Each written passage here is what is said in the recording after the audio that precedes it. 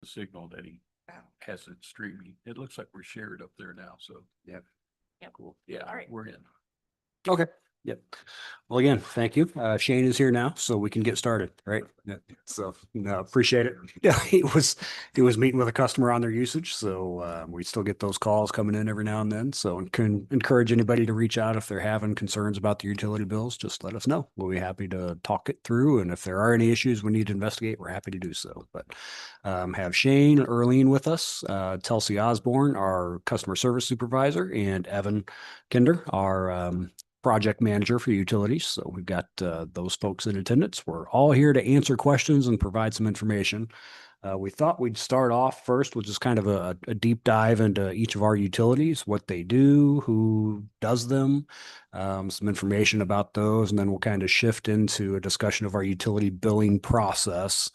And then finally, we had shared copies of a draft utility billing policy with everybody that we'd like you all to review. Any comments or changes, we can have those conversations today, but then potentially we're looking at having a first reading of those utility billing policies at our next council meeting next week on Monday. So along the way, if you have any questions, if we need to stop for breaks or whatever, that's fine. Work sessions are kind of, low keys, no stress. So Jessica, welcome back, and we're ready to get started. So Earlene, Shane, I'll toss it over to you guys. So yeah, like Sam said, thank you all for taking time out of your day to come and hear about the utilities, and hopefully you're prepared with some good questions as well. If there's anything that it seems like we're glossing over, we might just assume that you know it. So there are no dumb questions at all. If there's anything that we talk about, myself or Shane or Telsey when she's up here, if there's anything that we say that you're like, that doesn't really make sense, can you explain it differently? Just feel free to pipe up and ask. As Sam mentioned, we kind of brainstormed having this session because we've got utility billing policies that we would like to present you all next week at a council meeting, but we felt like it was more important that you understand the ins and outs of the utilities and why certain policies might be needed.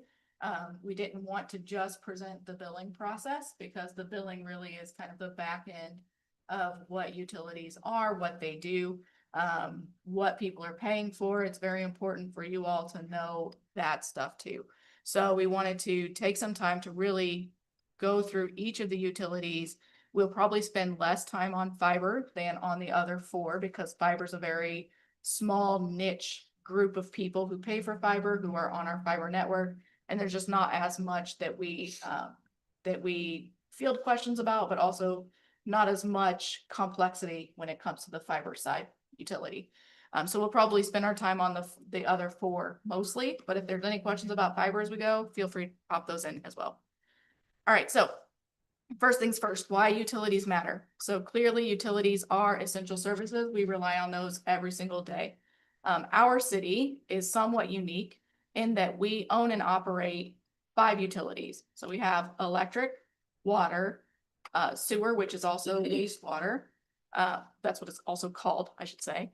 And then sanitation, we do trash and recycling. So we've got a few different, if you will, splits there.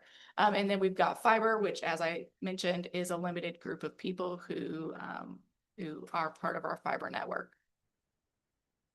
The benefits of a locally owned utility, as opposed to, say, a for-profit corporation or even a co-op, is that there's local control. So we set rates. We directly respond to outages or issues. Every once in a while, we have to rely on Show Me to come in and fix something that's on their side. But usually, if there's an outage, it's us, it's our infrastructure. We can go in and fix it right away.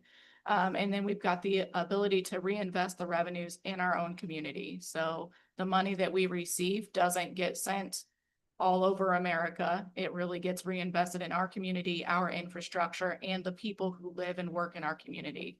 Our goal is to balance our rates, all of our customer service quality with cost efficiency for the customers.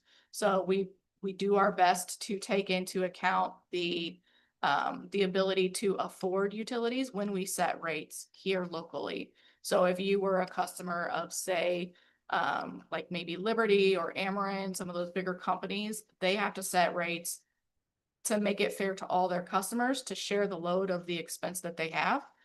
We have the ability to make decisions that are specific to our community. So if our community can't afford to move forward with a big project, if we don't want to be able to take on debt funding, if we don't want to do some of those things, we can make those cost benefit analysis within our own community and taking into account what our customers are experiencing locally, more so than some other companies are able to do.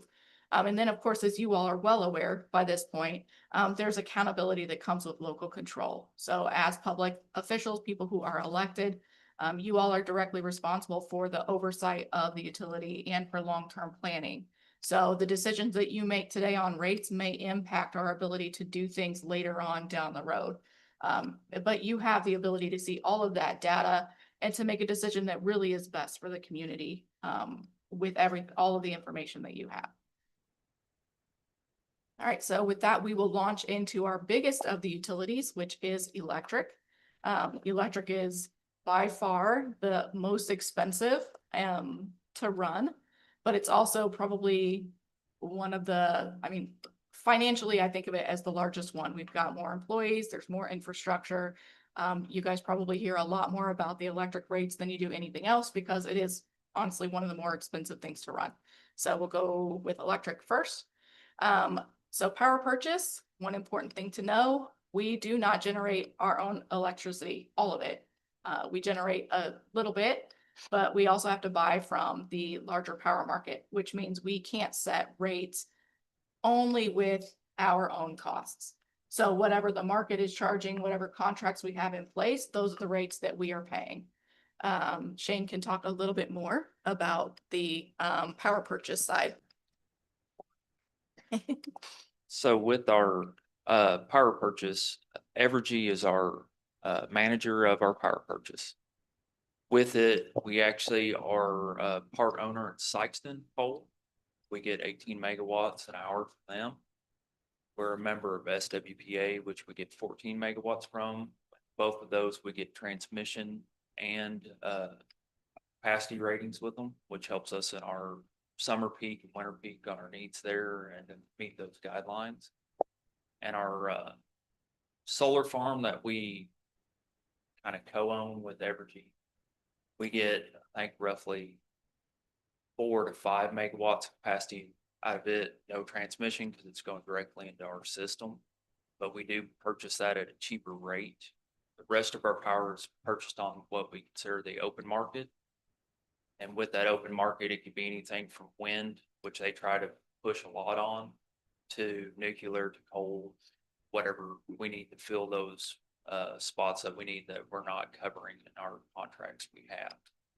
With that, we pay for transmission charges to get the power here. And then we also have another transmission charge through Show Me, which just basically using their substations to get the power into West Plains at that point in time. But right now, the main factor on our power purchase is Sykeston coming up because of the mandates and everything. They're talking about closing Sykeston on the coal side. So it's waiting to see what's going to happen there. They really haven't made up their minds. We've had a few meetings on it. MPUA is even stepping in with Sykeston, partnering with them on their next plant. So it's kind of waiting to see what they come up with. It's going to be all combined cycle units, natural gas and diesel. It's going to be peaking units too on there, solar fields. They've thrown around a lot of ideas, but just kind of wait and see where they land there to feed the needs of Sykeston, plus 5 other members right now that are part of Sykeston. And now MPUA is a partner of that. Kind of wait and see what happens with. I think that's some of the uncertainty of, some of the regulations coming up and everything, so. There for a while, we had that project where we were redoing the transmission lines, Yes. which was supposed to reduce our transmission fees. Yeah, so I think we reduced that slightly. Can't remember the exact. But moving those steel poles along 63, they go straight to West Plains 3, not only reduced our cost, but also gave us a better reliability standpoint. Because our old sub we tied into, if for some reason we had to push West Plains, all the power needs through that, we would overamp. Yeah. And that would just cause them to open. Now we have more reliability where we can move from the 160 sub to Show Me or the K Highway and feed West Plains from either side for maintenance issues, which makes it a lot less stressful on all of us Yeah. throughout the day on picking those times for an emergency to happen. On the solar farm, we more or less are doing a rent to buy option with them. How are we doing on? I was thinking it was 10 years was the optimum where we buy out, or gosh, it's been so long. Yeah, I believe that it's the year 2028. Okay, so Yeah, so we're coming up on it, but we're Yeah. not quite there. geez. Would, excuse me, as part of the solar farm, I'm sure there's batteries and inverters that probably had a lifespan equivalent of that first contract. Well, our solar farm doesn't have batteries, but we do have the converters and inverters. And right now, Evergy is doing all the maintenance on them at no cost to the city. So some of them we've had some issues with out there, but so far all of them have been replaced and we're not having issues with them. We have a little issue with the switch out there right now that we're working through with Toth and Evergy, trying to figure out what's going on. But other than that, it's pretty well just making power when the sun's out. Now, are your guys working closely with them? I mean, getting the education of taking over the maintenance and everything when the time comes? Yeah, we've had several different crews out there at times whenever they have crews on site. Kind of showing them what to do on those inverters and converters and kind of what to look for in those situations on what's going on. I know Sam and I just had a meeting with the commissioners about the road going out there, and I think we're gonna have some movement on getting that finally paved and knocked down on some of the dirt. At least some chip and seal on. At least chip and seal, yeah. That'd be a good thing. Yeah. Yeah, moving forward on that. All right, the next big thing to talk about when it comes to the electric utility is distributions. We've already talked a little bit about this. Our utility manages and maintains all of the infrastructure that delivers that electricity into the city. So not just the stuff that brings it to city limits, but also then distributing it to each individual house and business. So a lot of the time that is spent on our utility as far as our crews, it comes down to the distribution of the utility. So making sure that all of the lines are maintained properly. The ice is settling back here. Yeah. So if you heard that over the I mic, thought that was sorry. Johnny's Um, back. Right? But yeah, so they maintain all of the lines and then of course, making sure that the lines are not overburdened with power. So do you want to talk a little bit more about? Yeah, I mean, for a good instance on what Arlene just touched on the over amperage, this past winter, we had one of our circuits actually open up because we overran. Because it was so cold and so much stress on the unit. We do our best at kind of managing that behind the scenes to where no one actually knows anything's going on. That one there kind of that morning just snuck up on us. And crews got out, did their best about getting that circuit kind of spread out, equaled out along our other subs. But it's kind of the stressful time of year, middle of summer, middle of winter on managing that, trying to make sure all your substations are staying equal, your amperages are staying where they should, and you're not over ampering. But the crews do a great job, you know, behind the scenes. No one, that's our goals. No one actually knows we're doing anything because that means we're doing it right. But we have several miles. Do you remember off the top of your head how many miles line? I've got that on the slide coming Okay. up if you want to wait. Okay, I'll wait on that. Don't want to spoil early. Spoil the fun. But they do a very good job of maintaining not only from the Show Me line, the subs, we maintain our own transmission lines that come in at 69,000 volts, all the way down to our substations. And then out of the subs into the distribution network, which is 7,200 volts, to the transformer, to the meter. that point in time. I mean, we try to not have very many outages. Fortunately, last week we had a few thanks to some squirrels out and about for the beginning of summer.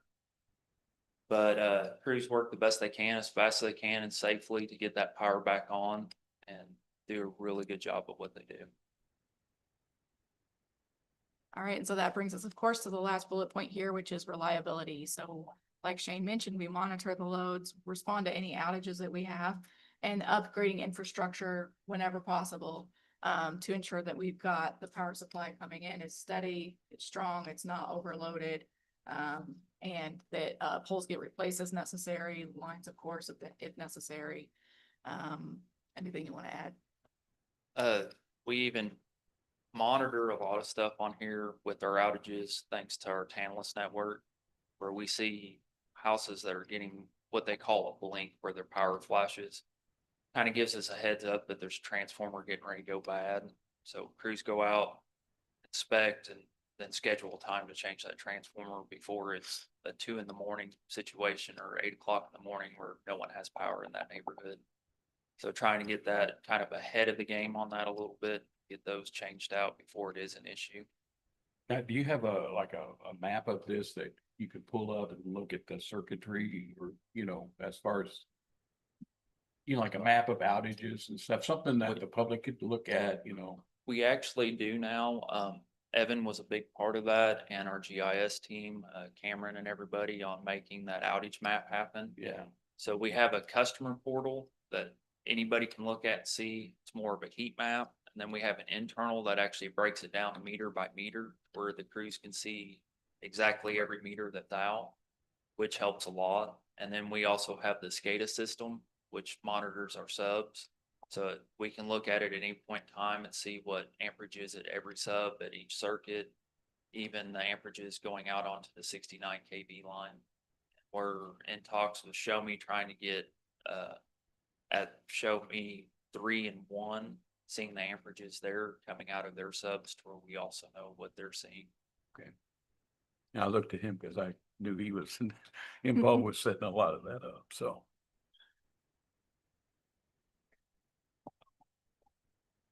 And we're also working with MPUA right now on a grant that is, can't remember the dollar amount. It's kind of set on the pole change out.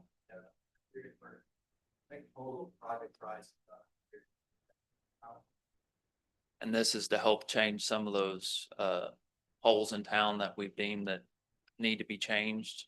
Either they're just age or there are clearance issues on them. So this is to help reimburse the cost of it. And I will note that grants for utilities are very rare, because in general, the idea is that that a utility should be operating as a business. It should pay its own way. So the opportunity for finding grants and being able to apply for them and even get them is fairly rare. So partnering with MPUA greatly increases our chances of getting some money to help bring into the community to offset some of the costs of this type of maintenance. All right. So I literally have no idea what our power people do all day. So I felt like maybe you guys also don't know. So I wanted to share a little bit here on a day in the life. So there will be one of these for each of our utilities that just kind of goes through high level the types of things that our employees deal with on a regular basis. So not just the linemen, but also the people who are working at the generator plant. We'll go through, like I said, each of the utilities separately.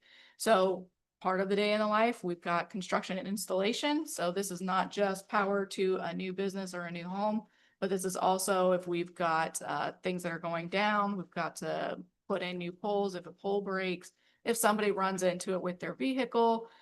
We've got all kinds of things that can happen as far as a regular daily occurrence. Of course, if there's a storm, we've got that as well, which is down at the bottom. Maintenance and inspection. So this is checking the lines, the poles. As Shane mentioned, if there is an outage or if they notice a blink, there is an ability internally to check our map and to see kind of who all is impacted and really narrow down the amount of time it takes us to find what's wrong in the system and be able to safely attack that problem and get it fixed quickly for our customers. They check for signs of overheating. We've also got a contract to trim trees. We'll be doing that probably for a few years to just go throughout our network and double check to make sure that the vegetation and trees aren't climbing on power poles or getting in the way of the lines and could potentially fall on them in a storm and cause more outages. So that's a regular part of utility maintenance when it comes to overhead electric lines. And then, of course, emergency repairs and outage response. So as I mentioned, sometimes we have people who run into power poles because they're very difficult to see, being above ground so high. Though honestly, you know, somebody slips on ice or whatever else as they're driving fast or even driving the regular speed, things happen. So we've got that. Transformers can go out, as Shane had mentioned. Sometimes that type of stuff happens off hours. So when our team is no longer in the office, no longer on their regular duty. So sometimes that requires them to be called right back into the office after they just left or after only a couple hours of sleep. As you all know, often bad weather hits when you're not expecting it. So our teams are really great to respond even in bad weather. I know we've had a few pictures come in this year from our teams that have been posted to Facebook for customers to be able to see kind of the extremes of not just temperatures, but also the precipitation and everything else that they've got to be out in trying to safely restore power when it goes out. Anything that you wanted to add? And you know, this year we've been very fortunate on the storms. We've also sent crews to Springfield and to Rolla. They weren't so fortunate in these storms. And just kind of lucky we have the ability to send to help those neighbors. And good for the crews to actually get out on these mutual aid calls too, because they bring back a lot of new kind of different tricks and tools and everything else that they've seen. And from Rollo, we found some stuff for the guys on the poles. Made a world of difference on how long it takes them to get them up now. I mean, it's just those little odd and stuff like that. It also helps build a better relationship with their neighbors. Forgot the Christmas decoration. Yeah, Yes, Yeah. good point. that's their favorite time.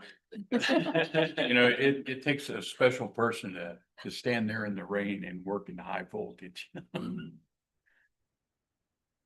So moving on, a day in the life, we've got power generation. So as I mentioned, we've got generators. We've got currently 2 of them. Shane probably wants to talk a little bit more about that side of things as well. So with our 2 peaking generators up there, they are a combined cycle. So we're able to run diesel or natural gas. Natural gas, we're limited to kind of spring to fall because of the draw they do have on that system. But with that, we actually had a run Friday on unit 2 up there. SPP kind of had a moment in there where wind had died down and coal takes a little while to get fired back up. So we kind of fill those voids during that time where the grid don't go into a strain. And right now they've actually started today on unit 1 with the major rebuild. Crews are on site, getting ready to start tearing stuff apart to get it back online into 100% where we have a better reliability on that. The 2 units combined are actually capable of making 44 megawatts an hour, which is pretty well big enough to run West Plains in an emergency situation. If something was to happen, we could fire both those units up and power most of West Plains. No, that it's saved us a lot of times, you know, like during cold winter times, we don't have the rolling black or brownouts or blackouts and I know that one storm we didn't have to buy and we actually help other areas with it. So it's a good thing to have around. It's a unique system though. Winter Storm Uri was a real eye opener for a lot of regulations there. Yeah. And thanks to our 2 units, we're not still paying a debt for power that was being purchased during that event. Yeah. So they actually saved us quite a bit of money there. And then as we keep mentioning, we've got safety procedures and compliance. So it's not just using PPE and following the safety standards, but of course, they also need to go through training so that they understand what those standards are. Not any one of us could just go up there and start fixing power lines. There's a lot to learn. So all of our crews go through, I believe it's a 4-year 4-year Training. apprenticeship in UA. Most of it's on the job training. They log monthly test with the final at the end of each year. And then they have a hands-on training. We go to Paragould actually for our hands-on with MPUA. So they have 3 different sites right now that they do the hands-on training. And thanks to our lineman school here, we have now at the SOMO, always want to still call it South Central Career Center. Yeah. Just force I have it there. They actually go through a year-long schooling there, which MPUA recognizes as a full year of schooling. So anybody we hire from them actually gets to start at a 2nd-year apprenticeship. So we're gaining apprentices, the line workers faster that way. Instead of a 4-year, we're getting them in 3. Currently, how many apprentices do we have going through the system now? 6 right now. And So in the way they're kind of staggered, we will actually have 1 graduate this year, 3 next year, and 2 the fall. once they get the certification, or we lose quite a few, or Actually, right now, we've had a harder time keeping them through the apprenticeship. They'll decide contracting's bigger money, but most of them we have right now, they've gone through either the school here or they've been here for 4 years now. Their family, they want to be here. They like working here. They enjoy the job. I see a lot of familiar faces, so that's a good Yeah. thing. It's a good problem to have whenever you don't have job openings all the time. Yeah. What kind of pipeline does Sobo have? About how many people are enrolled in that every year? I think it's around 20 kids a year. And they actually have a wait list where if anyone backs out, they can get somebody else in there. It's a very popular program right now. Okay. Yes, we've hired 2 right now from that program. They're doing a great job. Those guys are coming in, they're not thinking they know everything. They're asking questions. They know what they're capable of, what they're not. And it's just been very nice because they are good workers. They've been shown the right way of doing things. And of course, everybody has their own way of doing something when it comes to the electrical side. So it's learning a little bit of how we do things here versus how sometimes they were taught. It's still the basic in there, but it's a little different for everybody. I know they're practice field with their poles. That's fun to watch. I'll go by it at work and watch them running up and down. All right, and the last thing on a day in a life is, of course, the administration side. So we've got work orders that are sent out from the customer service team, work orders that are just completed on their end, where like Jana will receive a call from a customer about something that's not billing related. She'll also put in work orders. So the team logs whatever they've completed. Sometimes they need to update their maps. Of course, there's also regular admin stuff that all of our employees go through. Training, having to do their timesheets, regular things like that. All right, so we were talking earlier a little bit about power purchase. So this just breaks down a little bit in a little bit more detail. Shane went through the majority of this information already. But this gives you some of the numbers behind how much the utility, the energy that we purchase costs from each of the different sources that we buy from. These numbers change each year just depending on what's available and what we need. So these numbers come from last year's power purchase cost. So our actual costs, not just our budget. For our budget for Evergy, the line that you see that says credit of 75,000, we budgeted a whole lot more money than that to spend at Evergy, but because of what Shane was talking about with this transmission side, right? Well, some of it's that the- and some of it's also the generator. Okay, yeah, perfect. Because we do get a reimbursement when we run.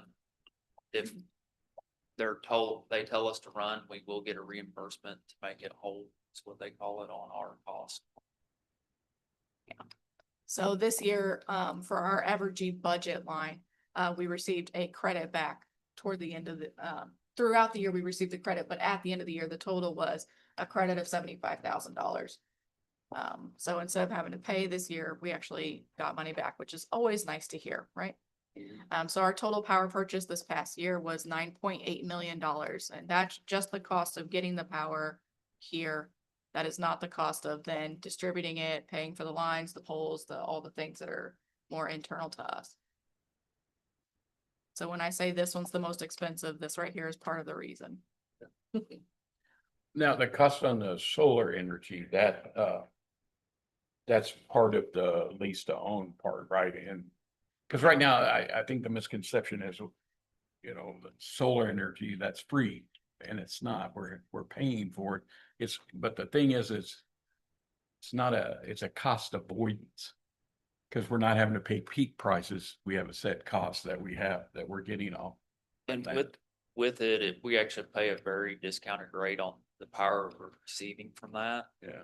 And we're not, like I said, having to pay the transmission fees because it's coming directly into our system and then out to the residents, businesses. And, for instance, since the solar farm has been in, our peak summertime was 43 to 44 megawatts. It's our peak. Since it's been in, we've actually been able to cut it to about 38 in our peak times in summer. So it has made a difference in the system and also made a little difference in the summertime on our power. Now, we don't own solar farm yet, do we? Not yet. And we do own it. So how long will that be? How long will it have been? We've got the first option to purchase it in 2028, I believe, what the contract says. So that'll be our first opportunity to purchase outright the solar facility. What will that? How will that impact our operating costs? Is that? My question is.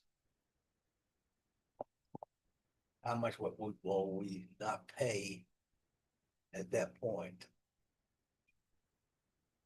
Oh, you're talking about the bill wise, so basically that, 690,000 would be going, we wouldn't be paying it to Evergy, it would be just our, but we would assume the maintenance of the facility at that point in time. And to what extent will depreciation have impacted the value of that solar farm? Will it be completely depreciated out where the value was like? No, definitely not. Yeah, no. Yeah, the solar farm by that point, I believe, will only be 7, 8 years old. I think Yeah, it went that's about- online. Yeah, I guess Yeah. 21 when we Yeah, that's what I was thinking. did that. Yeah, so, with the solar facility being only 7 or 8 years old, they don't depreciate that quickly. So I would assume depreciation on a solar facility would be at least 15 to 20. That would be my guess. I don't know for sure. I think the life of was 30 years Okay, for the yeah. panels and stuff, so. And some of the panels have been changed already just for maintenance issues, so. Wasn't our lease with them about a 20-year lease? I don't know the terms. I don't have it off the top of my head, the terms of the lease, but I do know that our first option to buy it outright Yeah, didn't come until 2028. yeah, I think. But Like at the end of 20 years, it was like buy it for $1 kind of thing. That's probably not the exact number, but then we'd have options as we went along to buy it out. When I was reading details of that rental agreement, that lease option agreement, it appeared to me that after 20 years, it's going to be depreciated out to zero. We're buying something that is typically on the books worth zero. Yeah, but the purchase price at that time was real low. I can find out exactly on the contract, Yeah, get it to you all on there.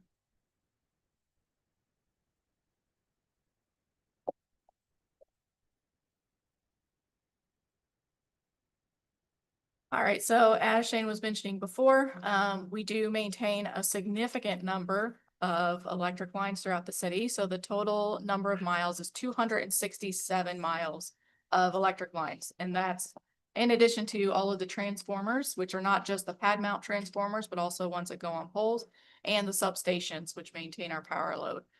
So 267 miles, I wanted to put a little bit of a idea of how long that is. That's about driving from here to Tulsa, Oklahoma. So it's a bit of a distance, as you guys probably know. You guys drive in miles every day, so you get it. The electric utility is maintained by 14 full-time employees. Anything you wanted to add as far as that goes? The main thing is that 267 miles is very compact inside our city limits. So a small outage looks very big whenever it happens. But they, like I said earlier, the crews do great. I mean, thanks to our SCADA system, we've actually had times where we've had a breaker open in the sub. Crews already be at the substation before the first call comes in. So whenever we say crews are on site working, they're usually already there and getting it taken care of. All right, and then Shane had already talked a little bit about this, but I wanted to put it kind of in a clearer presentation. So a lot of times I'm sure you get questions about where does our power come from? What does it cost? So this is a breakdown of what basically the cost of each type of power. Did you want to add anything on this? Just Sure. mainly, as you see, you got transmission and capacity on there. So with that, we're required to have the transmission charge in there for anything that is being sent from Sykeston, from SWPA. And then the capacity is just a requirement that we have. We're very lucky and we're very long on capacity. Between our two units on the hill right there is 44, the 18 from Sykeston, the 5 roughly from the solar, and then the 14 from SWPA.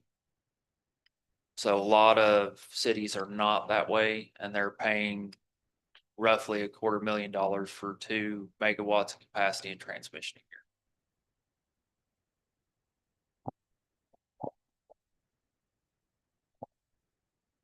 All right, do you have any other questions on electricity operations before we move on to water? Do we have any kind of a wish list or wish plan to start burying power lines instead of having them up here where they fall down? We've looked at several different options. Unfortunately, with the underground power, it is so expensive. We looked at a project here a while back, and I think for a 3-phase overhead build in-house, we could do it for roughly, I think it was about $30,000, wasn't it, Emily? And then the underground 3-phase line was about, was 380,000. What makes it so expensive? The wire itself is very expensive compared to it because you have several layers of insulation with the conductor and neutral in there. They keep that separation where you don't have a problem. The equipment for underground between the transformers and the junction boxes and just the conduit alone is very expensive. I know a lot of people, it looks a lot better, but as far as the crews, they would prefer to work on the overhead lines because you can see the problem. Your troubleshooting is reduced greatly on the overhead lines versus the underground lines. What, give me an idea of what, if it's buried properly and insulated properly, et cetera, what goes wrong? You still have the same issue like a junction box. We've had several of them taken out by a car. If they damage the termination ends, we get to pull all new wire between the 2 junction boxes and That's what's re-terminate. coming up out of the ground. Yep. It's green. Yep. And same with the transformer. We had one back behind the Orions in December. Remember, we had a guy tamper with the transformer down there, which caused us to put all Southern Hills in outage while we inspected it to safely be able to hook it back up. And it's just a lot harder on the isolation and the troubleshooting side of things on the underground. What was he doing to it? Trying to get copper. Oh, my God. He's lucky he's alive right now. I'm gonna say, you ought to have a Because- little warning. If you touch this, you're gonna get a mild shock. Yeah, he actually unplugged a live 7200 primary. And straighten your hair out. Yeah. So didn't even get hurt over it. Luckily, our PD was able to apprehend him within about 30 minutes of the incident. So.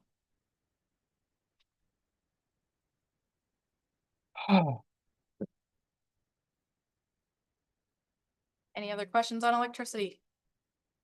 Not yet. All right, awesome. So we're moving on to the water.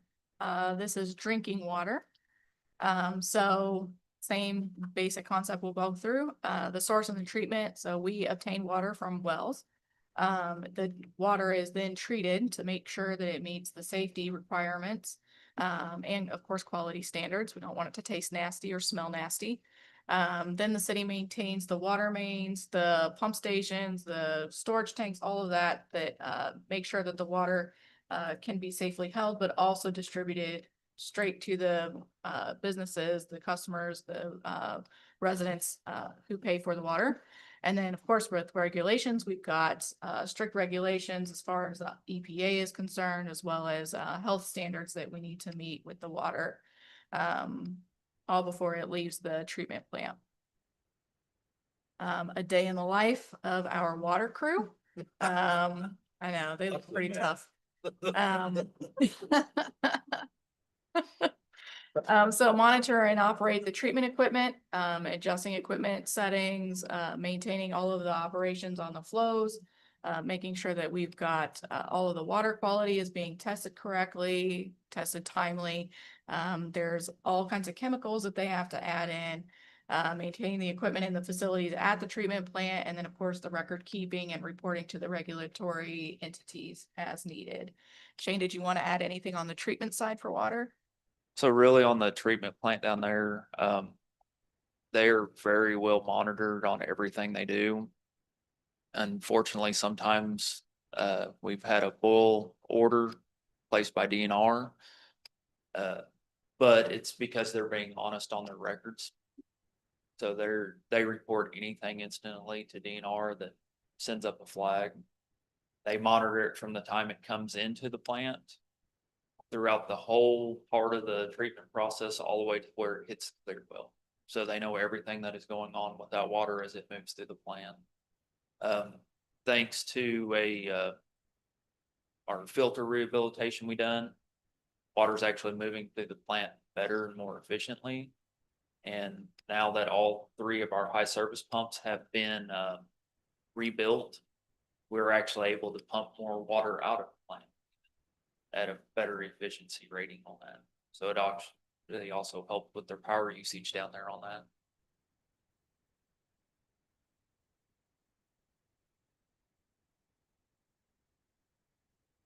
Sorry, get things back up and running there for a second. All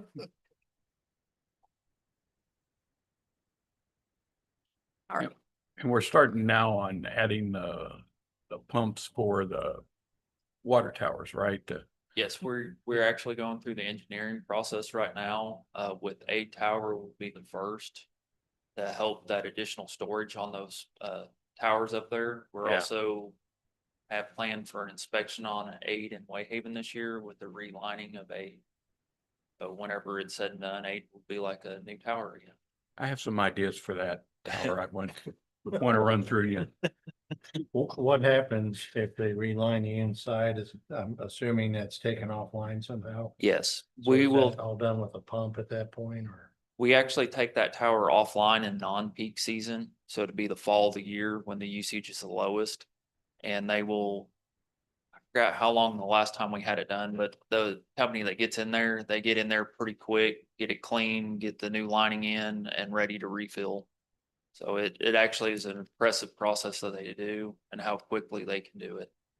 Folks in that area lose water pressure during that, or? No, the way our towers work on the downtown area, we have Aid, Wayhaven and Pine Street all feed the downtown area. So as long as the other two towers are there, your pressure stays the same.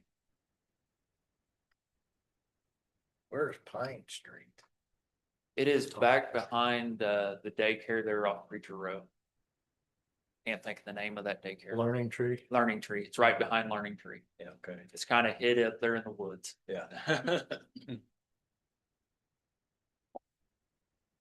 And then you mentioned a boil order. How long does it take from when we have to issue it until we get results back? What does that normally look like, that time frame?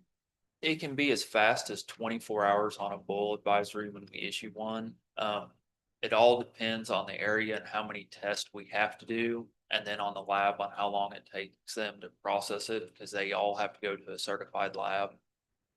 And like the one that was a system-wide boil order through DNR when our turbidity spiked, it actually, I think it took 3 days to get it, but it was DNR involved, so we had to take several different tests on that. And it's not just a test of the plant, it's a test throughout the area that was affected.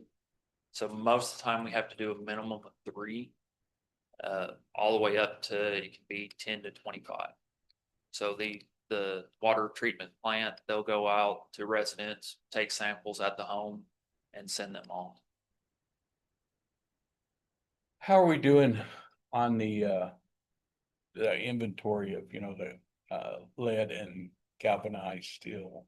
Oh, lines? the lead and copper. Yeah, We actually are working with the county right now on their GIS to get more information. Crews have been documenting as they find anything. We actually have a line now marked to be replaced that they found about a month ago. And the plant is also working on the testing for that. I know we have to have certain regulations on schools, daycares, and so on the testing. what was the deadline on that? The federal deadline? It was, I think replacement, they have pushed it back to start 28 now. okay, And it's kind of a revolving door. It's never actually gonna ever be done. It's just, you're gonna continue to update as you yeah. do.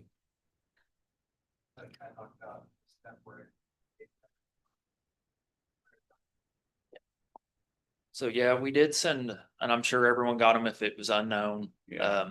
So with that, we have to know what it is coming into the resident's home to within 3 foot of the foundation. So we sent out the letter saying that, your pipe is unknown.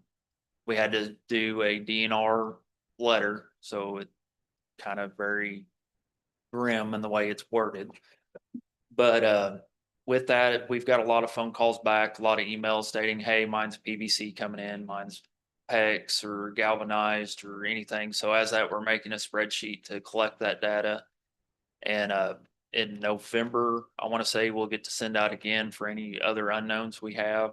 But we're also digging through old subdivision maps right now, because anything after 1989, I want to say 88 or 89 is automatically lead free, because that's when that lead free mandate went in. So we're sending them all over to 120 Water, which is managing this for us. Okay, Whose responsibility is the entry line to the building if it's galvanized or lead? That the city's responsibility or the property owners? That is a great question right now, because it has gone back and forth between DNR and the cities and everybody else. Because right now we maintain to the meter, but they want to know what it is to the house. At one time, it was actually knowing what it is in the house, and it's been pushed back to within 3 foot of the foundation. I know they did have grants, whether they're still in place through DNR on certain deals or funding options to help the replacement process for homeowners if they did have lead in the house. I have not heard if they're still in place or not right now. I assume the city would, even if the regulation stops at the meter, the city is not going to assist the property owner from the meter in. That's gonna hire a plumber. take That care would of that. more than likely be what it needs to be there, because if we install it, then we're responsible for maintenance on it. Yeah. And really the homeowner can also opt out of any replacement or anything they want to do. It's just a waiver on them to sign that saying it's fine if it's galvanized in the house. I mean, obviously it's lead pipe. Probably want to change it, but we've not really seen any lead pipes inside of residents. Most of it's been galvanized. So the homeowner should have received a letter. If you were unknown, if you've been identified as PVC or anything like that, you wouldn't have received the letter. Had some, I haven't received one that I recall. Do I need to check with you guys to see? Well, if you didn't receive one, then that means we've already identified your service. So that would be as simple as the crews. If they're over there reading a meter and they could see the incoming line and the outgoing line out of the meter, they just marked it on the iPad. So you've been identified as whether it's copper coming in and PVC coming out or whatever you have there. But you can check the pipe, you can, like at my house. Years old. Who knows when the water was brought in? But I checked lines in the basement, they were magnetic. Yeah. They were magnetic. That's what you want. That's It's the good. magnetic ones. They're That's good. galvanized, they're Good. not lead. Good. had someone suggest, how you can have that blown in liner for sewers to redo that, then need to do that for the water lines instead of having to pull all that up. You just reblow the lining in it. I'm sure there's a company out there that Oh, I'm probably sure. does it, but I'm sure it's not cheap either. I'm trying to figure out how you empty the line enough to, You have real small pressure. And it's kind of a scary letter too. It took me about 2 weeks to get people to start washing their hands again Yeah. after we got it, so. Oh, like I said, it was pretty well, here's your template, fill in the blanks. Yeah. And it was like, if we could have worded that ourselves and still meeting our guidelines, I think it would have came across a lot better. yeah. I've seen comments where they're tired of buying bottled water because they can't drink. Well, no, that's not the intent. Yeah. Yeah. You can drink it.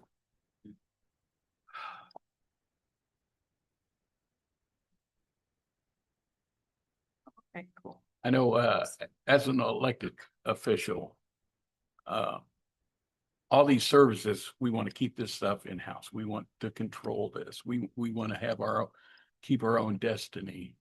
But there are companies out there. We're constantly getting bombarded. And I think the water, is the worst. They're the ones that are hitting us up the most to buy our system so that they can take control of it. Same thing with the utilities, with the electrical and stuff, but it's part of you just need to keep control of ourselves. I mean, we could pawn it off and then, of course, it'd make it easier on us. We wouldn't have to worry about rates anymore, but Still Except get those the who pay complaints it. though. yeah, except for paying it, yeah. We'll still get the complaints. whether Oh, we yeah. Decide the rates or not. All right, so moving on to the rest of the water team. So we do have a group who works at the water treatment plant. These are the guys who work out in the field. So they repair water lines, of course, put in new water lines wherever it's needed. Garner Villas is a good example of a recent significant project that they've done. Of course, we've got phase 2 that's going to come online soon-ish. So they'll be working on that as well. We do have work orders that the customer service team fills out for turning water services on or off for new accounts. Every once in a while, we get some for non-payment where we need to go turn the water service off to get people to comply and pay their bills. And of course, whenever there's a repair that's needed, sometimes we have to go and shut water off for certain places to make those repairs. They do preventative maintenance, such as inspecting the lines and of course flushing out fire hydrants, which is a, I believe, somewhat new-ish requirement. Is that It's- correct? Or am I It's off always base? been a best practice. Okay. Now it's became a requirement. Yeah.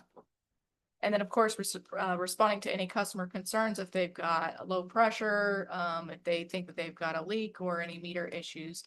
We also send water crews out to go tackle those items. Anything else you wanted to add on? Field I- crew? Like they say here on the main breaks and hydrants and everything, I've been in a ditch with these guys over my career here, whether it's 2 degrees outside or it's 110. They're gonna get in there and do what they need to do. They try to do as much as they can live to prevent those boil advisories, but there's just certain times you can't do it. And their biggest deal is trying to reduce that area that's affected by those boil advisories the best they can. Sometimes unfortunately, we still get hit by a big area, but they do their best to keep that as small as possible. I've helped them dig a couple holes. All right, I hold this shovel, but still. I recall as a youngin, there behind the armory area. There was a fire hydrant that they'd flush a couple times a year. That was when all the kids in the neighborhood had bathing suits on. Before, Across the street. before the splash pad. Yeah, before that, yeah. Car wash too, drag the car through. Yeah.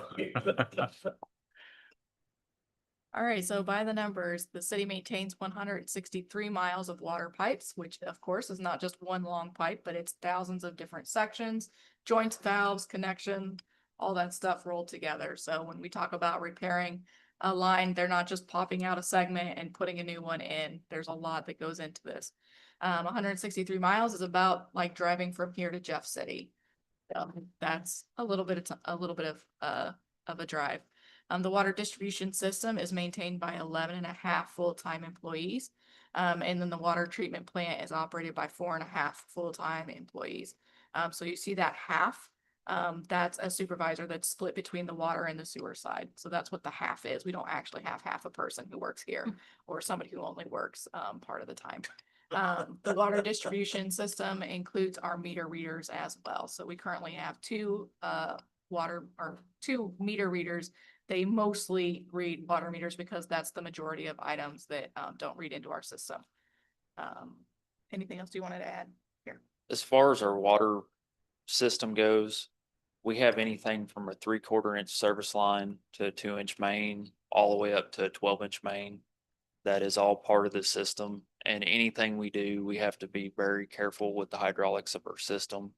So a lot of it has to go to engineering to make sure that we're not dropping fire suppression or anything like that for parts of town, and maintaining that DNR regulated 30 PSI that we have to maintain throughout the system.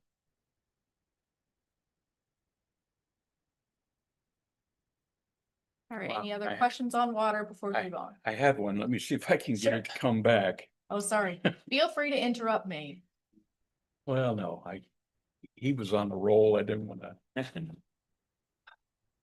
Man, okay, it'll come back later and I'll We write can it touch down. on it. Yeah, We'll see. Okay.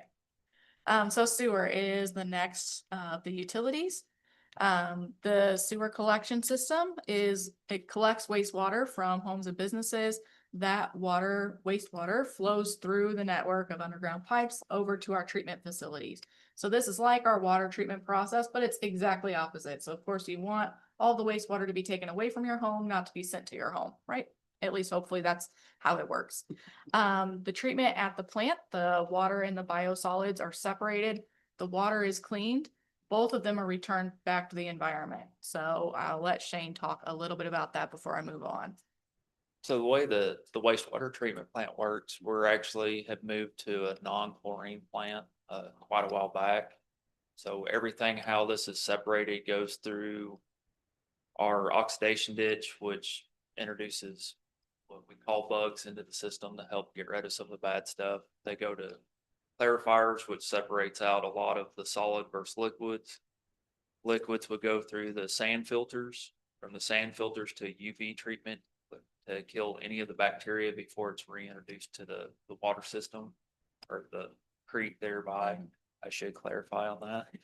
And The natural water yeah, system. Natural water system. And then as far as our solids, they actually dewater, do a big long process, and then they will there's several farmers out about in the area that will take this for fertilizer.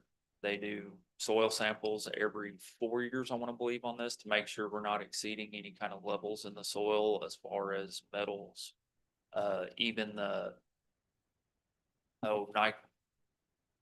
nitrogen levels. I had to think there on that one. And just to keep a close eye on those fields as they spread that as far as fertilizer. the circle of life. Yeah. And I've toured out there a couple times over the years, and thing I like is the very retaining pond there at the end before we release it.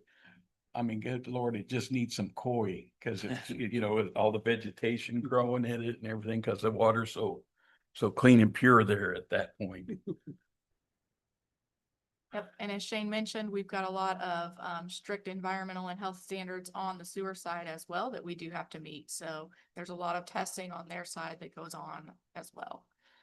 So a day in the life, I finally remembered, awesome. back on meter readers, that 2 is new, right? Having 2 is brand meters? new. Yeah, So that was, we just started that Yeah, like today, pretty much. It is the first day of the. So Yeah. today is our second meter reader's first day. yeah, I'm looking, So, yeah, I think that will help with some accuracy, and they'll also be doing, will they be reading any of the electrical meters that need it, or so?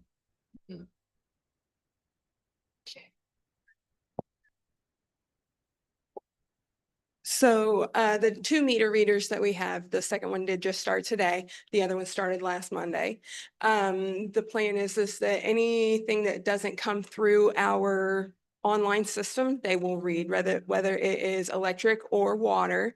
The plan is that they can get our meter reading completed within that 10 days or less that we're really shooting for, so that we can keep the consistency for our customers as far as the number of days that they're billed for.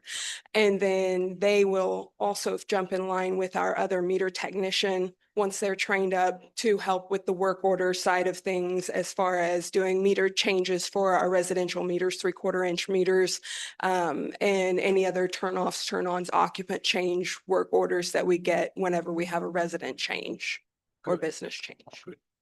I like adding to the team when it adds value, so. Yeah. Yeah, and like Telsey mentioned, the reason that these guys are on, or this team is on the water crew, is because being able to change out like an electric meter takes a completely different set of skills and training. So they won't work on electric meters, but reading electric meters, they will be able to do. Good So, deal. yeah, Yeah, we great question. really like to keep any of the electrical maintenance in the Mhm. electrical field, just because Yeah. if you don't know what you're doing there, it could be very bad, very. Can't tell the difference between delta and Y. Shocking.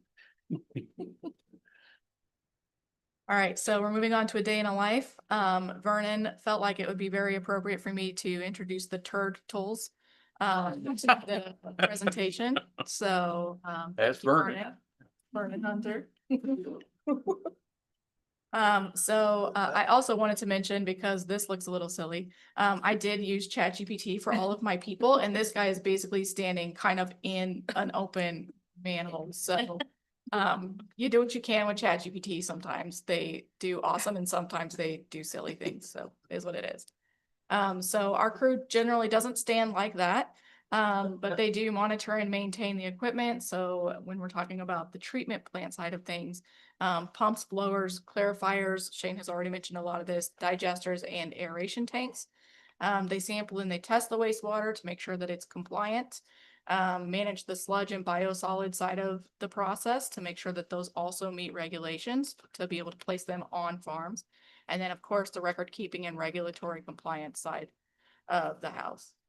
And then our crew who works out in the field, they inspect and maintain the sewer lines. They identify wherever we've got blocks, whenever there's cracks in the line, if we've got tree roots in them, if a pipe happens to collapse. Fortunately, that doesn't happen a lot. They excavate to repair and replace the sewer lines wherever needed, replace any damaged manholes and entry points. Of course, responding to service calls and emergencies, and then maintaining the lines and the lift stations, the manholes. Any questions on the sewer side or anything you want to add, Shane? So on the treatment plant where Erlene had put blowers in there, we will actually have our first one in the system this year with our new aeration at the plant. So with that, it allows us to stay in better compliance with DNR, especially with the new PFAS regulations coming in. And then the pumps, we maintain several lift stations around. We actually help maintain ODC's lift station up there. And it comes from Pomona all the way back to West Plains as a force main. I think it's roughly, say, 8.5 miles. a 8-inch force main line that we help maintain. As far as your day-to-day on the sewer crews, right now, our biggest problem is an I issue with water getting into the system. So crews have been taking our camera, trying to video, trying to identify these, along with the information we've got from Burns McDonald on the sewer smoke test, if you all remember that, whenever it went on. So we're getting ready to start sending letters out as far as the simple fixes, as add a clean out cap back to your sewer line. Or some of them I've already been in talk with where their gutters had been put into the sewer system instead of into the storm drain. So we've had conversations with several of them, and they're working on getting those identified and fixed on how they're tied in. And it's just, right now, like I said, the main problem is an I issue system.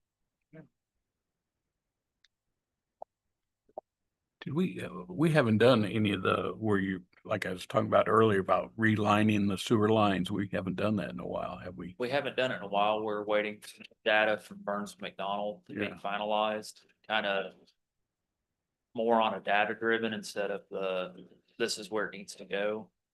And that will help us as far as really getting them in here and focusing on those data driven decisions on which lines have the worst I issues to kind of Yeah. help eliminate that. I could just jump on the PFAS issue too, real quick. We had a meeting with our city attorney last week. Verna and I met with Stephanie and associate out of her office. We're going to be bringing a legal services agreement to council on Monday. Basically, there's a class action suit out there against this manufacturers of this PFAS chemical, which is in a lot of nonstick pans. It's in some cleaning chemicals and some other things. We're starting to see that pop up in testing of groundwater.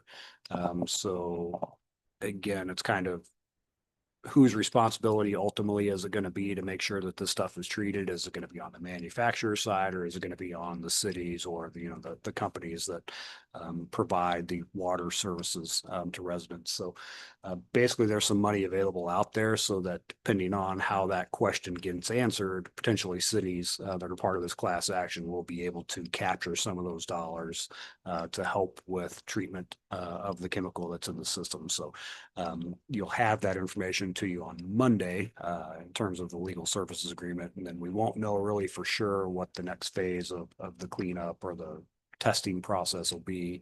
We've been testing in our system since late 2023 when this issue first started to kind of hit a lot of the airwaves. So we're working on that. Vernon will keep an eye on there.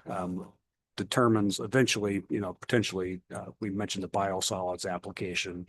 There's some discussion of whether cities will be able to continue to apply those biosolids or do something with those, put those on farms because of potential presence of the PFAS chemicals in there. So again, this is all kind of fluid. We'll be working through the issues as best we can, but the firm that is doing it has contracted with other law firms around the country. And so Curtis Hines, Garrett and O'Keefe, which is our law firm, is one of those entities in Missouri that's reaching out to their clients to make sure that we're part of that process, so that if money does become available, we're able to capture that. Or, depending on testing, we're able to make sure that we don't get penalized for not having tested for this chemicals. What chemical is it again? It's PFAS. That's polyfluoral alkyl something or other. So, but basically, it's just there have been some tests that say it causes cancer and some other health issues in people. So a lot like lead and copper. Just making sure that that the chemical is below acceptable levels in water. But all of your nonstick pans and pots were made with this chemical inside of it. So as you cook, you ingest, and so there's Like Teflon? I don't know if that's the brand name for it. I don't Yeah. believe so. I don't want to speak out of turn, but again, it's something that they've found has potentially caused some health issues, and so we're monitoring that. Currently, I think in talking to Vernon, all of our results have been well below what, you know, the threshold is to really be concerned about it, but it's something we're mindful of. Yes. They're monitoring it very closely, like Sam said, since 2023. They started the process not only on the water side, but on the sewer side too, just to be kind of mindful what was getting ready to happen. Like to cast iron. All right, and so just like we did with the other two utilities, the city maintains 136 miles of sewer lines. So that's about from West Plains to Eureka Springs, Arkansas. This is like maintaining a long underground machine that never stops running. So it's whenever there is an issue, it's not on the surface, it's not easy to see. And of course, you want to keep that machine running. You don't want it to be stopped up and have other issues going on. The sewer collection system is maintained by 4.5 full-time employees, and the water treatment plant is operated by 3.5 full-time employees. So just like what I mentioned with the water side, that half is the shared between water and sewer. So a supervisor who kind of manages both. Any questions on sewer, because we're about to switch to trash sanitation? All right, here we go. All right, so we manage weekly garbage and recycling pickups. The solid waste that is collected from our residents is then transferred to the Hartville landfill. We do have other companies that collect in this region who also dump their trash at the transfer station. And so the trash that we transfer from our transfer station to Hartville is not just ours. So it's not just City of West Plains residents and businesses, it's others outside of that area as well. Recyclables at our facility are also sorted and processed. And then we do some special services, including bulk pickups whenever we've got somebody who needs to get rid of like a big sofa or something like that. Of course, yard waste, and new this year, paper shredding. The kind of the motto there is clean streets, clean environment. So if we can keep this trash off of the streets, we can get people to use the trash services and also not just dump trash in their yard. It doesn't get pushed out into the environment, and it doesn't get pushed out to all the other residents to have to deal with. Anything you wanted to add before I move on to a day in the life? Okay. I don't know why this person looks so much like Robert Downey Jr., so apologies. John Hamm there is first. Sorry.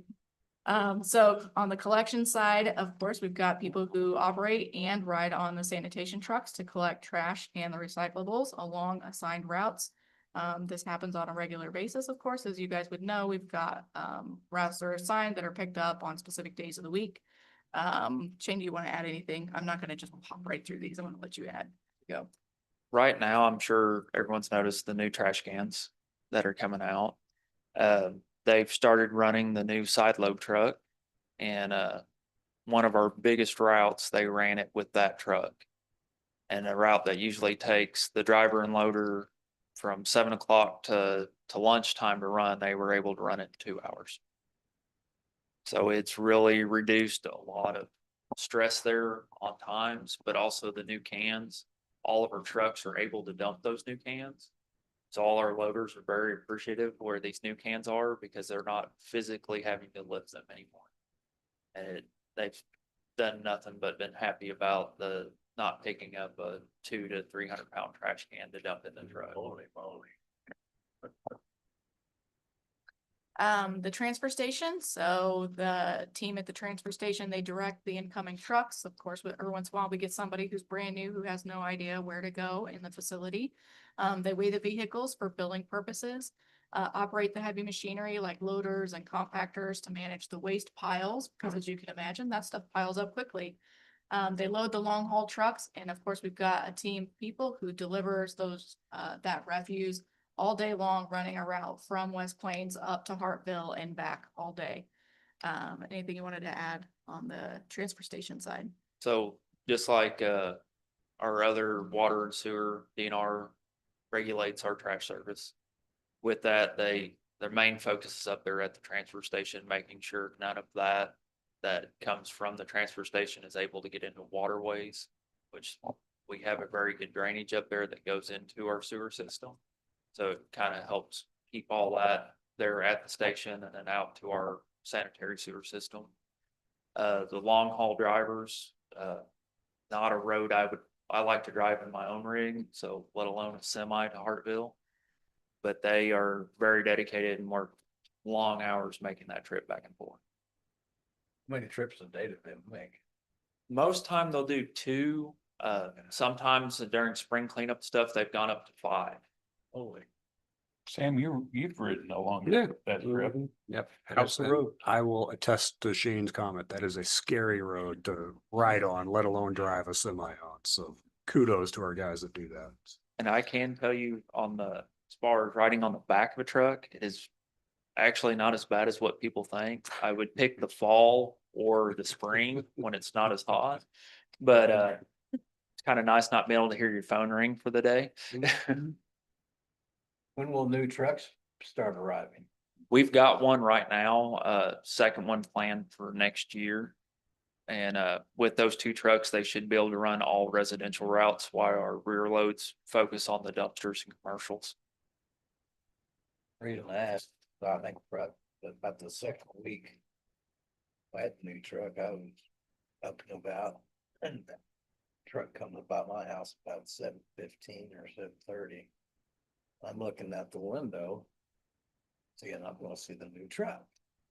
And these guys are good, sanitation crew was taking the plastic bags out of the brand new trash truck by hand and putting them in the old truck. I'm thinking, oh my God, what do we do here?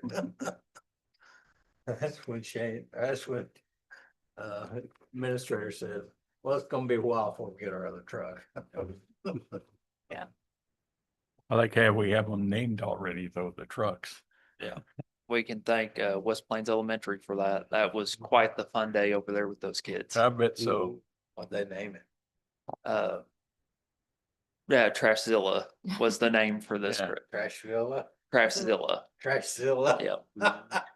They were real excited. It was a fun little time with those kids over there. Had a lot of really good laughs with them. And they were just so excited to see that truck work. They thought that was amazing. All right, and then we've got our recycling center. So they manually sort the materials that come in, remove any contaminants as needed, operating the machinery. So like our new shredder as well as the baler that puts it all in a nice little square. And then of course they clean and maintain all of the equipment that's necessary to run that facility as well as the facility itself. So Darlene touched, we have the new paper shredder. About twice a month, we do an open day for people to bring in documents to have shredded. And I think our last one, they made 3 bales, which is about a ton a piece of paper that we were able to keep out of landfill. I've had So- some very positive comments from some businesses. So happy to see that we're doing that Yeah. now, so. And we're hoping, it keeps growing and keeps more and more out of the landfill along with our recycling program in general. Between aluminum cans and plastics, which certain plastics, I don't remember which numbers off the top of my head. But we get quite a bit of recyclables throughout the day, and a big part of that is cardboard. We get a lot of cardboard. So for every ton that we see up there is a ton we see out of the landfill.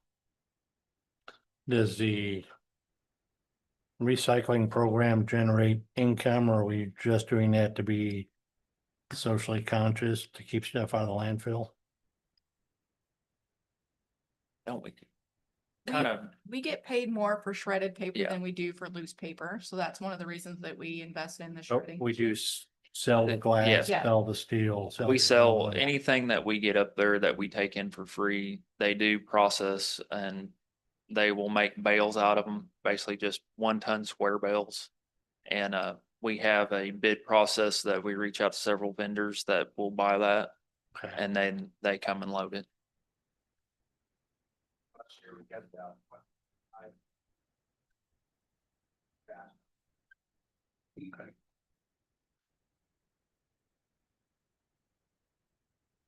All right, so sanitation by the numbers. The city averages 208 tons of waste collected and 30 loads of trash transported to the landfill every week.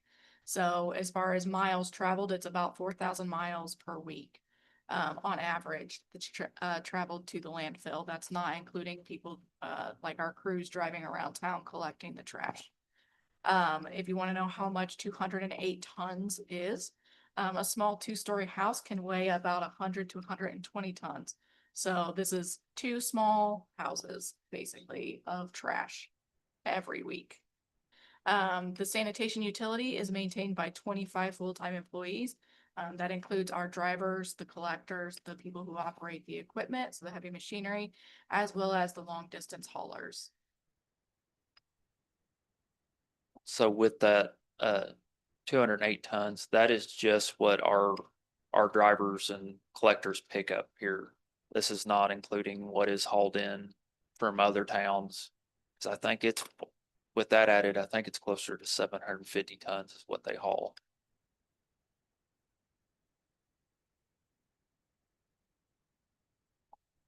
Any questions on sanitation before we move to the next section? All right.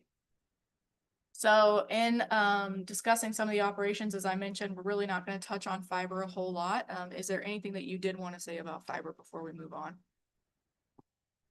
Really, on the fiber side, we have a few dedicated clients that we will maintain to their fiber switch in the building.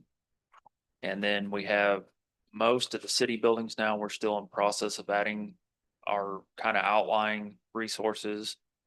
And then we have some clients that use what we call dark fiber, where we're just basically giving them a pair of fibers and they're running their network across it. We don't do anything other than here's your two fibers and get it to a point they can access it. All right. So some of the challenges that we face in the utilities, these are not unique challenges. These are things that all utilities will face. So aging infrastructure that needs repair and upgrades, the regulatory requirements, which we've talked about quite a few of those already today, those are increasing. Just the more research that is done on the harmful things that are being put into the environment, the more regulatory requirements we'll see. That's just part of the game of providing utilities, whether it's electric, water, sewer. We've even heard about on the sanitation side that there's things we got to be really mindful of. Of course, fuel and supply costs, they affect households. They also affect the utility budgets. And then climate and weather can drastically impact our operations. So whether it's just simply having to buy more power, or the temperatures are so cold that water lines start bursting. I mean, it really can derail a good day quickly, the climate and the weather. As well as, of course, whenever it's really hot, there's higher demands on the water because people are using water to cool down, to fill up their pool, to run a sprinkler system, to water their gardens. So we see the climate and the weather on both sides of the scale here in Missouri that impact our operations for utilities. Of course, our team does what we can to manage and to be forward thinking about some of the challenges that we see. So the generator rebuild, Shane has already talked about that briefly. Is there anything that you want to add specific to that rebuild project? So whenever the rebuild is complete, right now we can't claim that unit as capacity on our system because it's not reliable. As soon as it is rebuilt back into the system, we will gain roughly 22 megawatts of capacity back in our system, which also gives us a second generator unit in case of an emergency that we have the capability of producing that 40 megawatts. You have a timeline when that's going to be online?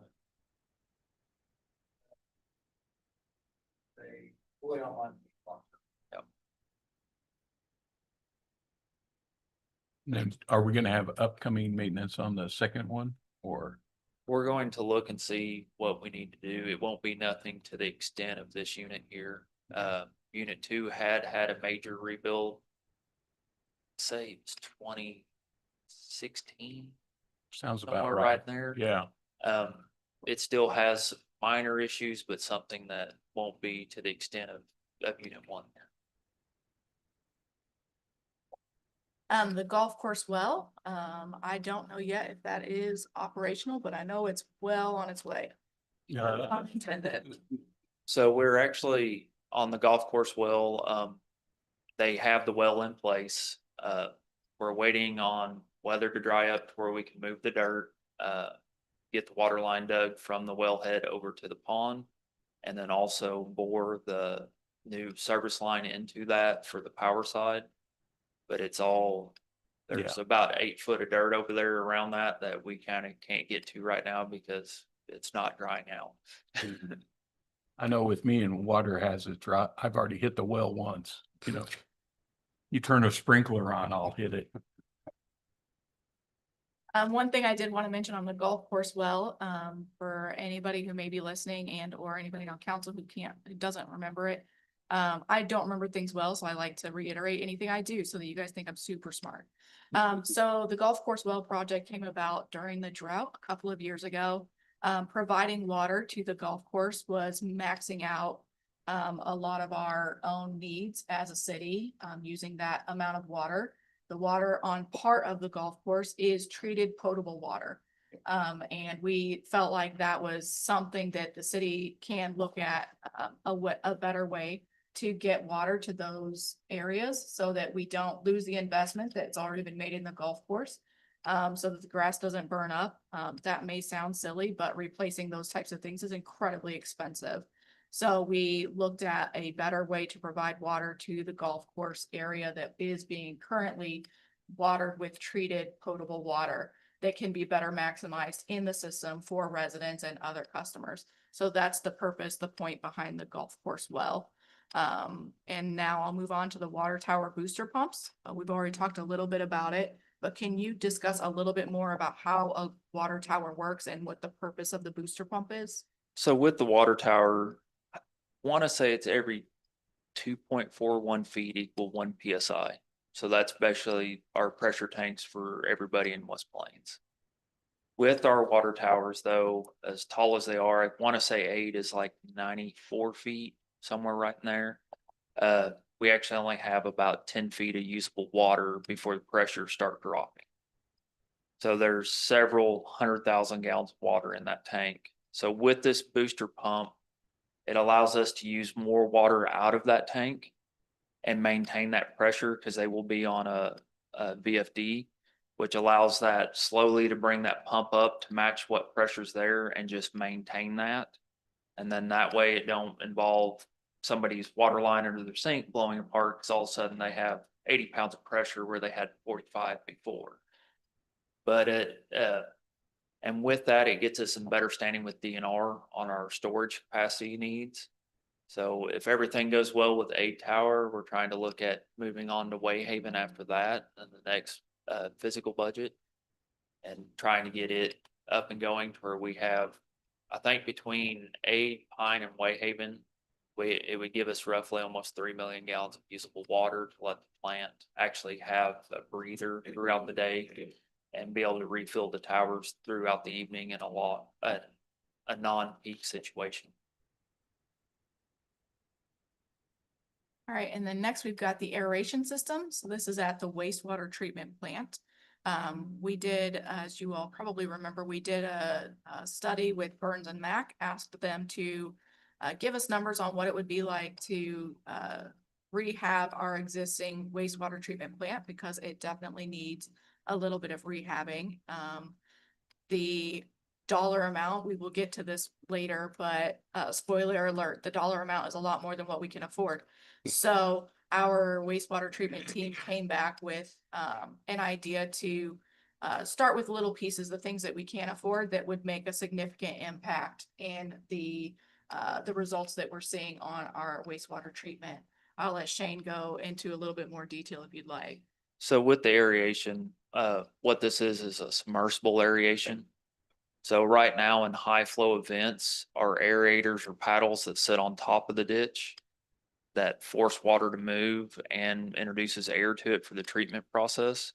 Once water gets so high, those shut off. and it puts us in a non-compliant standard. So with these, it don't matter if that water reaches that height, they're already underwater, they keep working, keeps us in compliance with DNR, which makes everyone happy when DNR is happy. And it also, like I said earlier, will help with the PFAS side of things. It gives us more control on that aeration, on how much air we're putting in the system. And you can kind of dial that in to help with that PFAS treatment side. We've already, of course, talked a little bit about our side load trash trucks with the trash bins that allow them to be able to quickly collect trash, but also not putting as much strain on the workers who are having to lift those trash cans.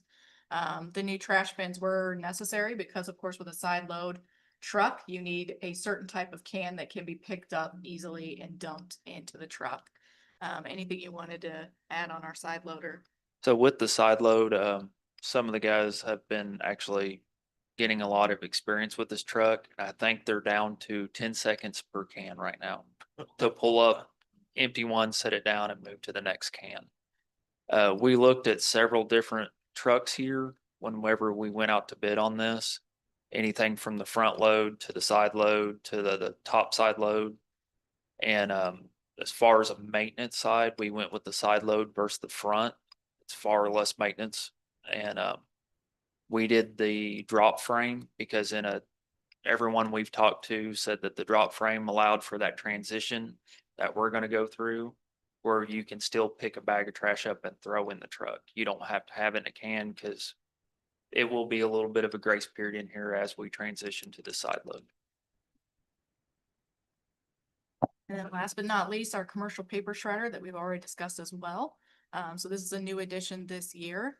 Right now we're doing, as Shane mentioned, some free days for companies and residents to come and drop off their paper to be shredded. And as we've already mentioned, of course, we also get a higher dollar amount on the recycle side for paper that's been shredded and baled compared to loose leaf paper. And with that, it's also saving City Hall money because now we're able to dispose of our own records. So if Kelly calls and says she has some boxes of file that needs to be shredded, we take them up immediately, able to take care of them. Same for PD, for court here. We're able to do all that in-house now instead of having to wait on a service to get here to take care of it. So where does how does a resident get their recyclable paper to the city to pick up to get recycled? We actually have 2 days a month that they open the doors up there for the paper shredder at sanitation. Okay. And you just bring it up there.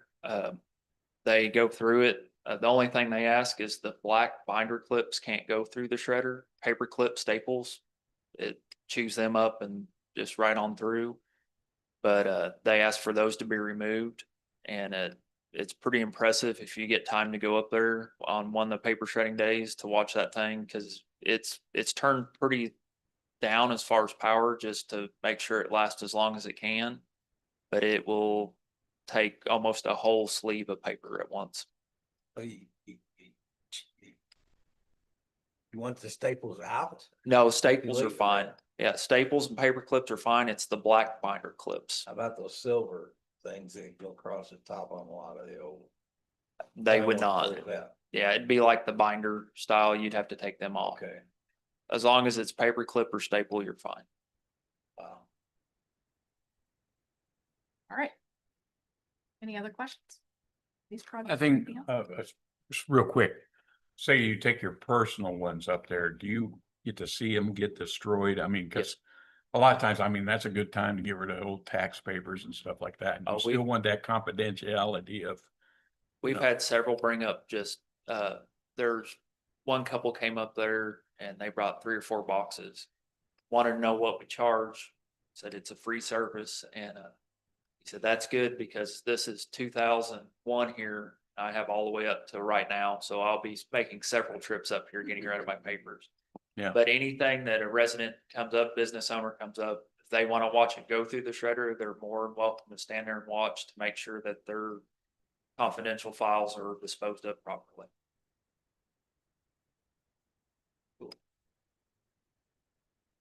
All right, so those are the things that we are doing. This planning for the future. We have quite a few of these we've already talked about a little bit, but some of the projects that we've got that are coming online and or challenges that we're going to be facing include the future of the Sykeston Power Plant. Shane's already touched on that briefly. Electric generation, which is our generator units.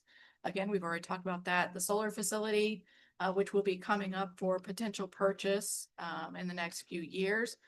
Those are the main electric projects that we've got coming online. Is there anything that you wanted to speak on specifically, Shane? Well, as far as the electric generation, whenever we were looking at this, I know in our plans we had originally for a new generation, we had a company come up and look at our units. His first words were, "Why would you get rid of these?" He said they need, as unit one's getting done right now, that major rebuild. He said you still have 50 some years of life on these units. So with this, he's given us a more detailed maintenance schedule with it. That way, whenever this unit is back to 100%, we have that detailed maintenance on how many hours, what needs to be done, which we haven't had in the past from other companies, to help prolong the life of this unit as long as we can make it. And any questions from any of you on those top 3 projects for electric? I think just to mention, you know, when we were looking at some new potential generation units that would maybe operate more efficiently, they were $40 million. So, you know, compared to $3 million to Yeah. replace and repair the unit that we have, so. And then it would be about a 7-year wait period for the permitting process. Then, you know, we've discussed the small nuclear plants that they're coming out with now. that keep working on that. All right, on the water side, we have the water treatment plant, which we probably need to start thinking about the future of the water treatment plant.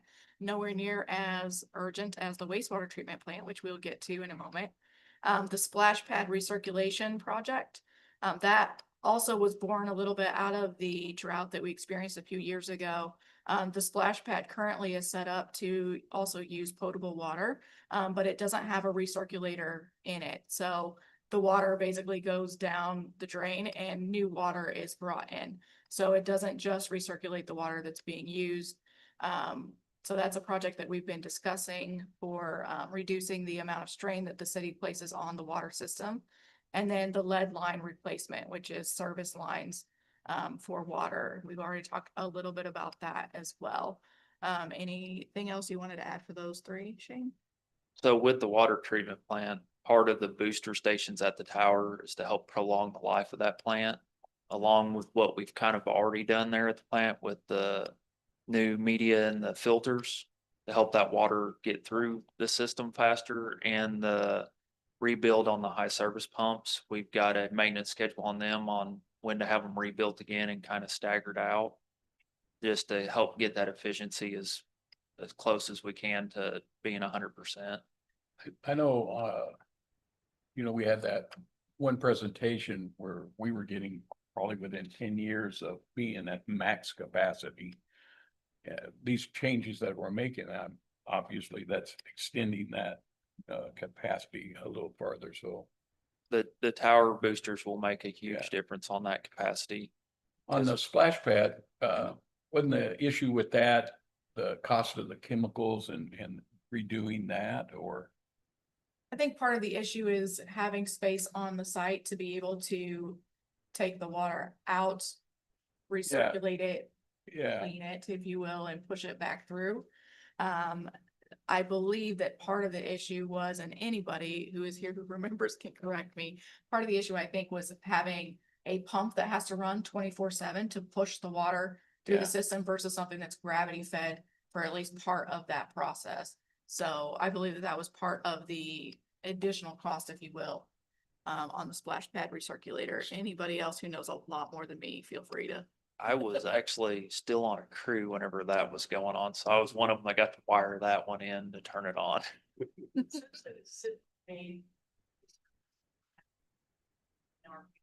No. So dollars and cents came out good. yeah, On the That's- percent we went on, so that's good. this direction. To again, drought. Yeah. I think we handled that properly anyway. I mean, we just restricted the hours and the usage on it, which we did on residents, but it's too bad the chemical system for the pool is not closer where we get to kind of tie them all together kind of deal, but Yeah, I think we. of course, you got a bar, we could bore it, couldn't, no. Well, yeah, we have looked at that option. I don't know that it's feasible just yet, but you know, with the golf course well and with the splash pad, those are the city's two biggest users of water. And when you're in a drought type of condition like we were a couple of years ago, just those two systems were taking up one well, you know, so that water should have been, you know, going to residents instead it was going to literally the golf course and the splash pad. So finding ways to do that differently so that we have more water available to the most people when we need it, I think Yeah. is Agree. the mindset. All right, any questions on any of the other water projects here? All right, the wastewater side of the house, we've got the wastewater treatment plant and the inflow and infiltration. Shane has already been speaking to both of these issues. The wastewater treatment plant, as I mentioned just a little bit ago, the price tag on that, I believe, was about $80 million. Even debt funded, that would be significantly higher than what we would want our customers to have to pay for. So we've been looking at more affordable ways for us to tackle some of the pieces that will be addressed within a rehabbed wastewater treatment plant. And inflow and infiltration is what Shane's been referring to as I&I. And that's whenever water gets into the sewer system that doesn't need to be treated as sewer water. So a lot of times that's stormwater. It can be actual, what are some other examples? Sorry, I think stormwater is a big. Stormwater's the big one. That's when we see our highest peaks at the plant is after a big rain event. So it could be some of our older clay tile pipe out there. The rubber gasket seal in them is just no longer basically there, which is letting that rainwater in. And that's where the pipelining has came in certain areas that we've been able to do. And some of it's as simple as somebody's taken a clean out cap off with a lawnmower and just never put it back. And of course, it's going to be in a low spot, so it's just taking in rainwater. And we've had some examples of where they've tore down an old house or business, never capped off their sewer line. So it was just open, taking in rainwater at that point in time. Wow. High rate, a lot of stress of the high rate. Yeah. Good point, yeah. Yeah. It's helped a lot at the plant. Fortunately, right now, the ground's so saturated. It don't take a lot to get to a high event at the plant right now. Vern reminds me of that every day. So, but thanks to Vernon and Tim down there at the plant, I don't know if you all had the pleasure of meeting Tim yet. He's our newer chief operator. And he's came from plants anywhere from 1 million gallons a day to 100 million a day. So he's seen a little bit of everything and has some great ideas on how to take these small bites out of this project and try to get it accomplished. Speaking of basins, are we looking at getting funding for 2 more? Are we gonna try that or? So it'll depend, obviously, with the storms that we've had. Generally, if there's a disaster declaration at some point, there's mitigation money available. So that would be the pool that we could eventually tap from. Otherwise, you know, we're looking at funding them ourselves, you know, through our local taxes. But we try to get those grants where we can. But yeah, we would definitely, there are 2 left, 2 big ones that we would like to tackle. All I right, can- and on the sanitation side, was that another? Just gonna be a cute little, I can dig it. Go for it. I can dig it. That's what I was gonna say. All right, on the sanitation side, we have the future of the transfer station. So it's getting close to its end of life. Huh. So we've just been looking at options there. We're not in disaster mode yet, so don't panic. It's just something to think about for the future. Did you want to touch on that? So the main thing with the transfer station right now, we've passed all DNR inspections. They've been very happy with the maintenance on there. The hardest thing with the transfer station is the floor. Cause it's just taking dump trucks, everything all day long and equipment just shoving back and forth. And it's very rough on that floor. We had, one of our inspections kind of ding us a little bit. Mark and Fred up there was able to come up with a solution with some hot mix patch in there, which was actually held up very good. And so DNR was happy with it. They approved it. So we're kind of writing that out to see how long it lasts and if we can just repatch like that instead of having to do concrete. Wasn't there plans also to hot mix and pave the entrance and the parking area? We've done part of that, the entrance up to the scales and a loop back around on how traffic needs to flow for the plant or for the plant, sorry, the transfer station. And it helped a lot on the dust up there. 'Cause I don't know if you've all been up there during the summertime. It's horrible if the wind's blowing.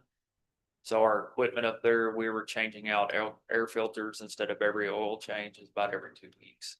Just because of the dust that was blowing around up there on the yard. Was there a time frame where you're wanting to have all of that paved? We're looking at always kind of adding to that. The hardest part's going to be in front of the transfer station just because of the heavy traffic in there. So it's weighing out the options of how long will asphalt last right there as those trucks are turning around versus concrete. Yeah, concrete. And then it's the cost of the concrete versus the asphalt. But it is something we're looking at. Like another long-term project that we, even just Shane and I have talked about is just our recycling center and whether we should be looking at like a 24-hour drop off. You know, City of Raleigh has been pretty successful with their recycling program.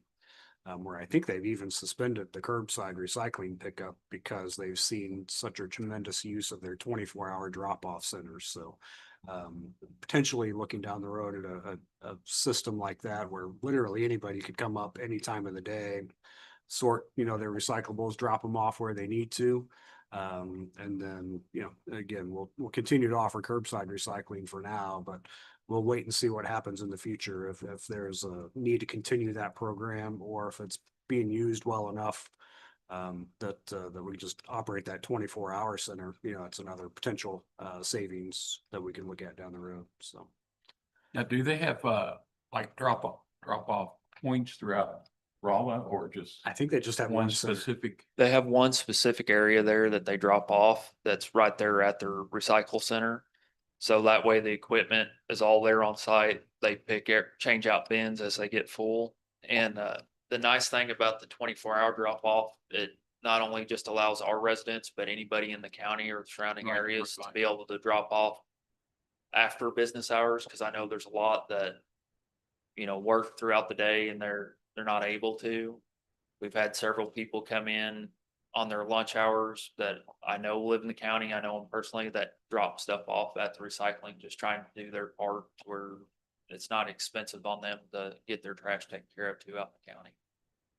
Well, let's just don't do it until we're done with the road construction on this. All right, and the last item on the planning for the future list is the side load trash trucks. As Shane mentioned, we've already got one in and on the roads. We are looking at potentially doing another one next year. All of this is dependent upon, of course, the financial health of the utility and how the financial picture looks and what council's priorities are for the utilities going forward. Is there anything else that anyone else wants to ask about? Any other projects you've got questions on? The next section is going to switch to our financial health and utility rates, how they're set. So I think that we're at a good point to take a break. But if you have any other questions on projects, I wanted to tackle those before we take a break. On the, yeah, are 2 trucks gonna be enough to do the whole city once we're done? Or are we need 3 so that we have 1, you know? So what we're looking at right now is the 2 to run all residential is all they would run. Mhm. all commercial dumpsters, anything like that, would still have two two rear loads to run those routes. And, I think two, can't remember now. Me and Mark talked about it the other day. But, so the way it's looking is the side loads are fast enough and all they would do all day instead of, like now we have residential in the morning, commercial of the afternoons. They would run residential all day. So it would be able to speed up the process and, even if a truck happened to tear down, we can still use our rear loads to run those routes in worst Okay. case situations. I didn't know if, we needed three for redundancy or.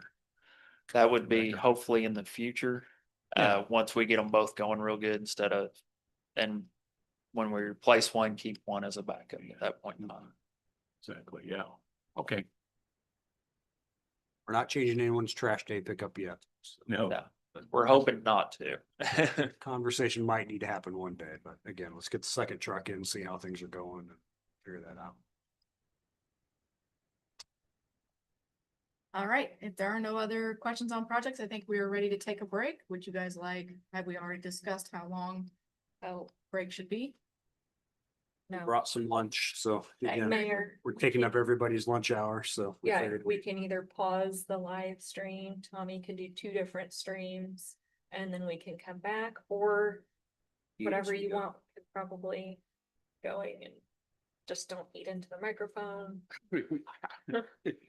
are Leave it up to you. we progressing along at your schedule or? We're doing great. Okay, well, I mean, we kind of looked at this was going to be a 4-hour session and. Are we down to 3 yet? I would say are down to at least 3, maybe less. Ooh. Uh. Let's go ahead and take 30 minutes. Yeah. and Okay. We'll reconvene at 12:30. So that's 37 minutes. When I Perfect. get precise. Yep. I kind of